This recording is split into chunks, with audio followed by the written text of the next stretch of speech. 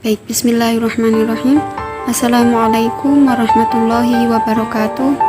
Selamat pagi menjelang siang teman-teman semua, dan juga selamat pagi menjelang siang Ibu dosen selaku pembimbing mata kuliah bioteknologi.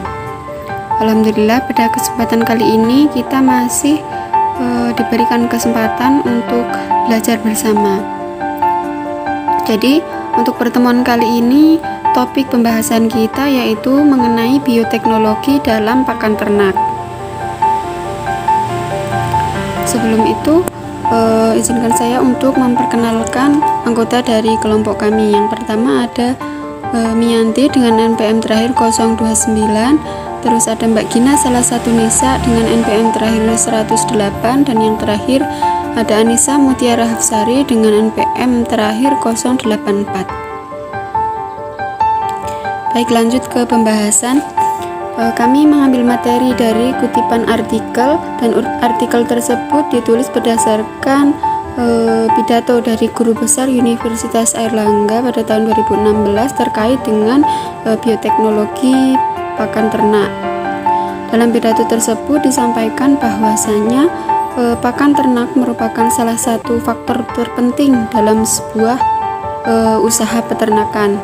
Secara umum, untuk pengembangan pakan ternak sendiri itu memiliki beberapa permasalahan, antara lain diantaranya yaitu ada kebutuhan bahan baku pakan tidak seluruhnya dipenuhi dari lokal sehingga masih mengandalkan impor. Kemudian permasalahan yang kedua, bahan baku pakan yang lokal itu belum dimanfaatkan secara optimal. Lalu ketersediaan dari pakan lokal tidak kontinu dan kurang berkualitas. Kemudian penggunaan tanaman legum sebagai sumber pakan juga belum optimal. Permasalahan yang selanjutnya yaitu pemanfaatan lahan tidur dan lahan integrasi masih rendah. Penerapan teknologi pakan ternak masih rendah, dan juga produksi pakan nasional tidak pasti akibat dari akurasi data yang kurang tepat. Dan permasalahan yang terakhir, biasanya antara penelitian dengan penerapannya itu tidak sejalan. Yang selanjutnya ada tujuan penambahan mikroorganisme ke dalam pakan ternak. Tujuan yang pertama yaitu untuk mengawetkan pakan atau silase, kemudian memperbaiki kondisi rumen, dan tujuan yang terakhir yaitu peningkatan kualitas pakan yang rendah nilai gizinya. Berikut terdapat macam pakan, yaitu ada pakan ternak dan juga pakan tambahan. Nah, contoh dari pakan ternak yaitu ada Saccharomyces cerevisiae, Aspergillus oryzae, Lactobacillus sp. Dari tanah atau saluran pencernaan ternak seperti Starbio, probiotik, probion, bioplus, E4, dan sebagainya. Sedangkan contoh dari pakan ternak tambahan yaitu ada probiotik dan juga prebiotik. Probiotik itu apa sih? Nah, secara umum probiotik ini didefinisikan sebagai mikroorganisme hidup yang digunakan sebagai pakan imbuhan dan dapat menguntungkan inangnya, yaitu dengan meningkatkan keseimbangan mikrobial pencernaan ternak. Nah, pemberian mikroorganisme hidup ini dalam jumlah yang cukup dapat mempengaruhi komposisi dan juga ekosistem dari mikroflora pencernaan ternak. Secara umum ada beberapa karakteristik dan juga kriteria keamanan yang harus dimiliki oleh probiotik. Nah, sedangkan prebiotik secara umum itu merupakan batasan prebiotik suatu bahan makanan yang tidak dapat dicerna dan mempunyai pengaruh yang menguntungkan pada inang melalui stimulasi pertumbuhan dan atau aktivitas secara selektif terhadap satu atau beberapa jenis mikroorganisme menguntungkan dalam pencernaan ternak. Berikut ada karakteristik dan juga kriteria aman dari probiotik. Yang pertama yaitu bersifat non-toksik dan non-patogenik atau tidak menimbulkan penyakit. Lalu yang kedua yaitu mempunyai identifikasi taksonomi yang jelas. Yang ketiga, dapat hidup dalam spesies target. Yang keempat, dapat bertahan, berkolonisasi, dan bermetabolisme secara aktif.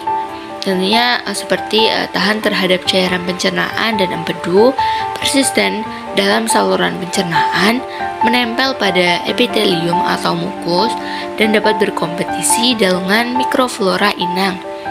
Lalu untuk karakteristik selanjutnya yaitu dapat memproduksi senyawa antimikrobial, antagonis terhadap patogen, dapat merubah respon imun, dan tidak merubah ataupun stabil pada waktu proses penyimpanan. Lalu dapat bertahan hidup pada populasi yang tinggi dan mempunyai sifat organoleptik yang baik. Nah, probiotik yang umum dan aman digunakan untuk ternak yaitu contohnya seperti Aspergillus niger, Aspergillus oryzae, Bacillus coagulans, B. lentus, B. pumilus, Bacteroides omnilobulus, Bacteroides ruminicola, Lactobacillus acidophilus, dan masih banyak yang tertulis, bisa dibaca satu-satu. Nah, probiotik campuran yang mengandung Enterococcus faecium dan Lactobacillus acidophilus ini ditambahkan dengan kultur kapang. Fungsinya yaitu untuk meningkatkan produksi susu pada ternak sapi perah. Nah, syarat penggunaan probiotik ini harus memperhatikan inangnya ya, dan disesuaikan kebutuhan dari inang dari suplemen probiotiknya itu sendiri. Selanjutnya yaitu target utama penggunaan prebiotik dan probiotik dibagi menjadi 4. Yang pertama, peningkatan ketahanan inang terhadap patogen eksogenus pencernaan. Yang kedua, mengontrol penyakit di mana komponen mikroflora pencernaan telah diaplikasi dalam aetologi. Yang ketiga, menurunkan keracunan metabolisme mikrobial dalam pencernaan. Dan yang terakhir, mengatur sistem imunitas inang.